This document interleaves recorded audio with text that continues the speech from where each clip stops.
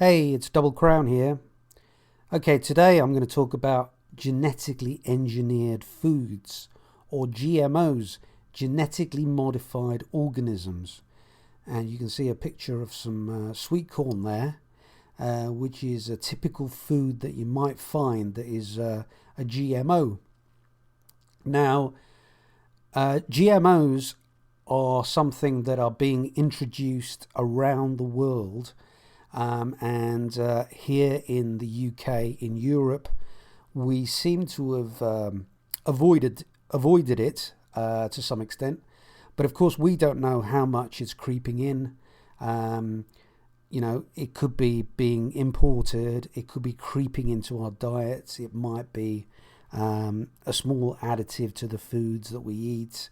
So we don't know exactly how much or to what extent GMOs are already in the marketplace, but definitely in places like the United States, in China, in India, in large parts of Africa and South America. GMOs are definitely making an entry, making their way in, and a large amount of the product. For example, I think corn in the United States, 80-90% is GMO. The companies that are actually dealing with this, for example, I've got an image here which has got the word here, Monsanto. That is one of the typical companies that is dealing in genetically modified foods and products and pushing this agenda across the globe. And of course, you can't tackle these companies directly. You can't take them to court. You can't sue them. They've got far more money. They're heavily financed. There's no way you can actually take these companies on to deal with this issue of GMO. So what I've got is 5 tips for you on how to avoid GMOs. And if you agree with them, put your comments down below. And I mean, if you've got any better ideas, then please comment down below.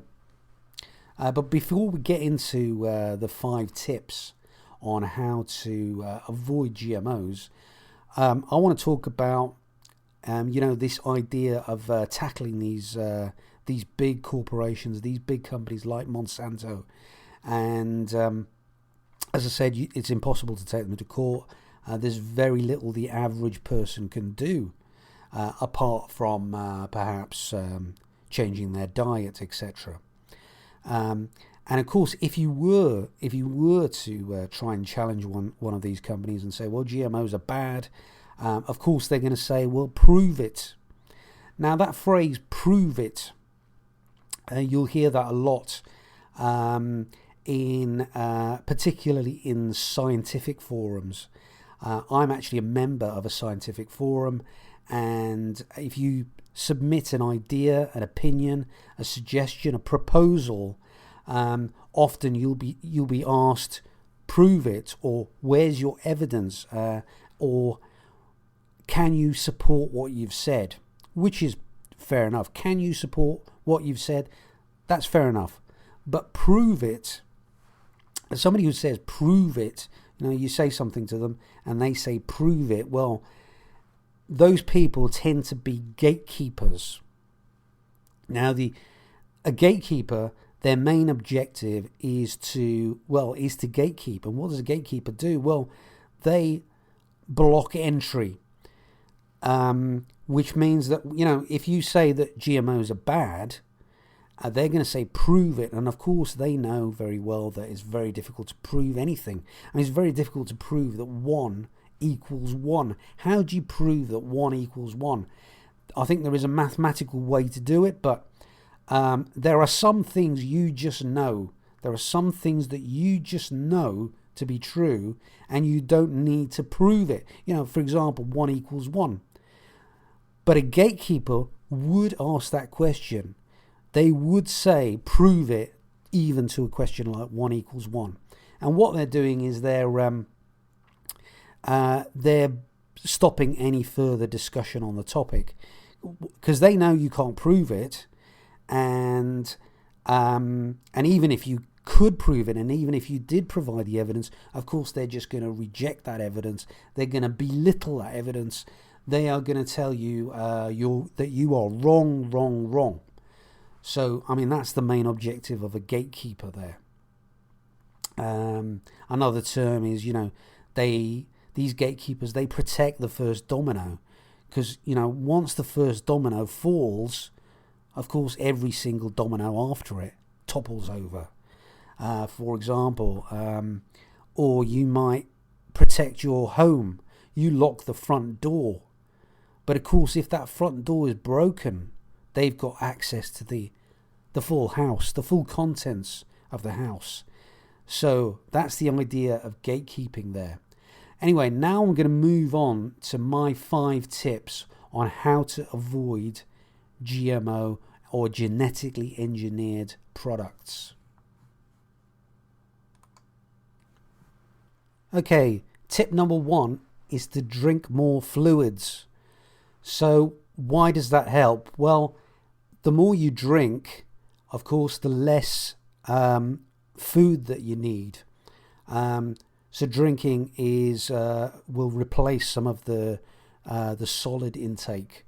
And of course, if you reduce the solid intake, you might reduce some of the GMO content that you're consuming. So, of course, drinking fluids are less concentrated than solids. Therefore, even GMO drinks, so even if the drink is a GMO product, it will contain less GMO content than a solid would. So drinking is definitely a way to reduce your intake just that little bit. Okay, point number 2 is to eat meat. Now, most of the GMO foods seem to revolve around crops, from what I can gather, although there are some meats which are also GMO. For example, salmon might be GMO. But generally, meat, I think, is perhaps less likely to be GMO. But of course, for example, a cow or a pig, they might themselves be being fed GMO products. So the cow itself might not be GMO, but it might be being fed GMO. But nevertheless, eating meat means that meat is generally less likely to be genetically modified. Meat eaters have a greater variety in their diet, so you're increasing the amount of variety you have in your diet. But also, if a cow is eating GMO foods, at least you're getting it. You're not getting it firsthand; you're getting it secondhand. So any GMO product there in the food chain is at least secondhand and not necessarily firsthand. Point number 3: ensure you have variety. This goes back to the eating meat thing. Ensure you have variety. Don't eat the same foods every day. More variety means that at least some of your diet will be non-GMO. The more, the bigger the variety, at least some of those products will not be GMO. And so increasing the variety of your diet means that there's a good chance that you'll be eating some good food. Point number 4 is fasting. So you might be somebody who fasts, or you might be somebody who just gives up certain foods, or you might be somebody who just diets, but all of those things are beneficial. For example, if you were to give up something for Lent, if you were to skip a meal even, and you might do this 3 times a year, and you might do it for up to 2 weeks. For example, you could skip lunch for 2 weeks and do that 3 times a year.